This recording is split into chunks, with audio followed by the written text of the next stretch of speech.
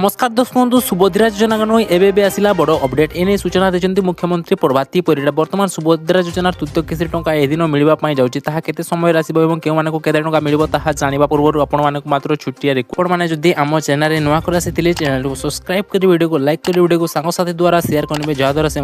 जानीपारे चलते जमा भी डेरी करवानी आगे जाने देखो फ्रेंड्स आपड़ जानते बर्तमान सुभद्रा योजना प्रथम के नहीं कि बर्तमान द्वितीय किस्ती टंका समस्त हिताधिकारी पाखे बर्तमान पहुंची सारी किंतु एमती हिताधिकारी अच्छा जो मानक बर्तमान सुधा सुभद्रा योजना प्रथम किस्तिर टंका मिलना ताहले आपण जदि प्रथम किस्तिर टंका जदि पाई ना ताहले आपनको चिंता करिवार कोनोसी आवश्यकता नाही बोली वर्तमान सूचना देछन्ती उपमुख्यमंत्री प्रभाती परिड़ा तो आपण जदि सुभद्रा योजना प्रथम किस्तिर टंका पाई ना ताहले आपण मानक वर्तमान सुभद्रा योजना रे मिलिबा पाई जाउतिबा परवर्ती किस्तिर आपनको एकाथरे 15,000 टंका मिल पारिबा बोली वर्तमान सूचना देछन्ती किंतु जो मानक भी वर्तमान सुभद्रा योजना प्रथम किस्ती नहीं कि द्वितीय किस्ती टंका